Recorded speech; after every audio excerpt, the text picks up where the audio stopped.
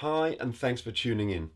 Today we're taking a look at dog aggression. Now, of course, dog aggression is a huge topic, and there's a whole range of things that can cause them to overreact. So, what I've done today is I've put together some simple techniques and exercises that you'll find useful regardless of whether your dog is aggressive to bikes, cats, cars, or other dogs. But the main thing that I really want to portray in this video is a concept, and it can be summed up in this famous saying: it's not what you do, but it's the way that you do it. So see if you can get what I mean and enjoy the video. So in this consultation, I'm working with Tane. He's an 18-month-old Staffy Cross Mastiff, and his owner has asked me to come and assess him around other dogs because when he was about 8 months old, something like that, he started becoming a little bit dominant and aggressive. His owner kept him away from other dogs because he didn't want any trouble, and it's just sort of that period of time that he's been away from other dogs has got bigger and bigger, and now he really hasn't been around dogs for a long, long time. So I'm not taking any chances with him. We've got a muzzle on him. We've got him on a harness there, and I'm going to ask his owner to walk out onto the grass, and then I'll bring one or more of my dogs over, and I want to show you how I work this sort of situation. So the first thing we need to do is really keep control of the situation. So you can see I've got two of my dogs there on leashes. That's the two boys. They're very good, but the last thing I want is them jogging over to say hello, so I'll keep control of them with a short leash. You could use a long line. Inca there in the foreground, she's not going anywhere, so she's free to wander around. And of course Tane's on a lead. So you need that control to start with. The next thing to look at is the energy of the dog. So clearly my dogs are very calm and relaxed, which is brilliant.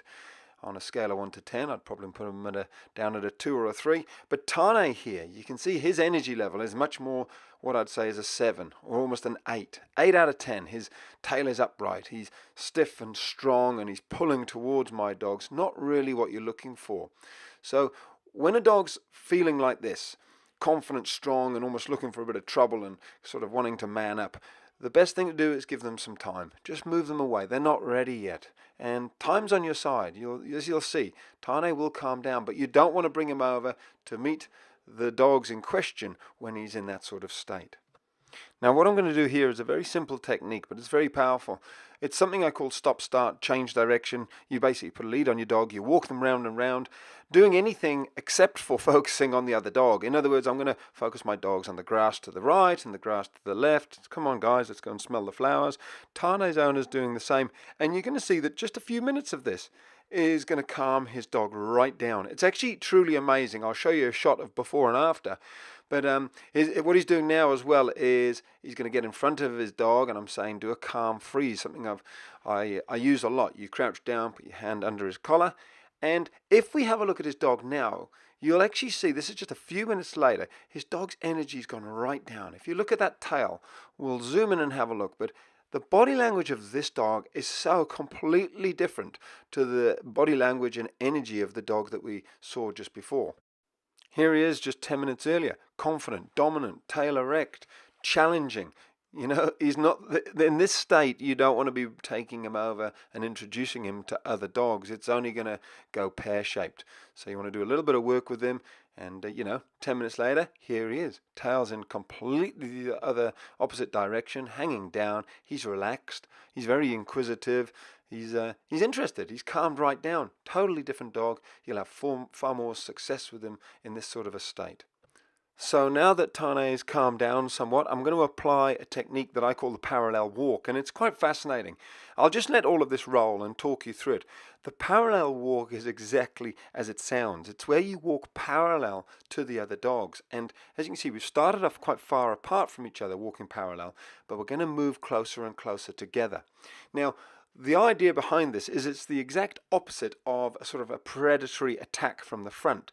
If you think about it, all animals are used to the sort of predatory locking on and running straight at another animal to attack them. So if you're coming straight at an animal, dog, they can feel very threatened. It's why when you meet a dog on the pathway who's coming towards you, it can be quite threatening.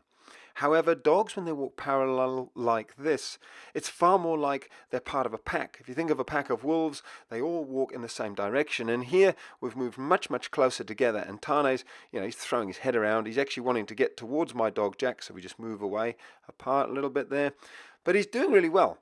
And these techniques are really what Tane's owner and I put in place for maybe 10-20 minutes until Tane calmed right down, and then we were able to put him on a line and he was able to meet my dogs. Now, the purpose of this video is really just to give you a couple of ideas of how you can do that, how to calm a dog down. But I do want to show you a couple of clips of this video where Tane has a line on him. So here's just a couple of snippets of that stage, and you can see him actually playing with my dogs. So the first stage really is putting a longer line on Tane so we can sort of let him go free, but we've still got that sort of control. This is actually a horse lunge line. He's such a big boy. And then the next stage is actually letting my dog go. So I've decided Jack is calm enough. He's just going to run off. I can just tell he's not going to go over to this dog. He's going to wander off and play, which is great. So here I use the long line to keep control of Tane and just gauge what he's like around all the dogs. And it just gives you the ability to keep control of the situation if it starts to go pear-shaped. And interestingly enough, it's little Inca, who's generally a very fearful little female dog, who goes over and says, I understand you. Look at those little tails waggling. So they're communicating really beautifully there. She runs off though. She's not too sure. And this is when I know we've done it, that Jack comes over. He's the dominant dog here. Tane's just letting him sniff first. So Jack's in charge. Look at Jack's tails right up. Tane's just a little bit more submissive. And I'll let you hear the noise because Tane's going to check Jack out here. He's sort of gaining confidence, and it could go pear-shaped here, but I get the feeling it won't. I think he's sort of playing there. I think he's saying, do you want to play a little bit? Now he's saying, do you want to play? And what you witnessed there was two confident male dogs deciding who's in charge, do you want to play? And so yeah, it's time to drop the long line on the floor and just let them have a good run. I'm very confident that they're going to get on really well. The next stage was to take the long line off him, and then when we were completely confident that he was going to be fine and he'd had a good play, we took the muzzle off and he just had a great old time. Here he is playing around with Inca, who's telling him to go away at this point. And he had a great fun play with Jack as well. You can see here they got on like a house on fire. So there you have it. In my opinion, Tane is a good dog. He's a lovely boy. He's sociable, but he has got the tendency to be a little bit dominant. So you do want to understand how to be the pack leader at home. That'll keep his dominance right down, and he'll be far more tolerant around other dogs. And some of the key stages in getting him off leash: first of all, we kept control of him at the very beginning using those leashes and the long line. Secondly, we were constantly reading the energy, the situation. Every situation was different, and if it wasn't right, then we just moved him away. So just walk away, focus on something else, and just remember, there's no rush. Take your time, because time is on your side. So there you go. As you can see, we turned a potentially volatile situation into a really successful day, and we gave Tane some much deserved freedom and socializing off leash, and we gave his owner some hope. Back at Tane's home, I also went through with his owner the importance of leadership, because this will actually be the foundation on which the relationship is built. Now, let me clarify the key concept I referred to at the start, that it's not what you do, but it's the way that you do it. A concept which flows through all of that training in the video and all that I do. Basically, you've got to keep control of the situation. You've got to stay calm and take your time. That's all for today. See you tomorrow, and until then, have an awesome day.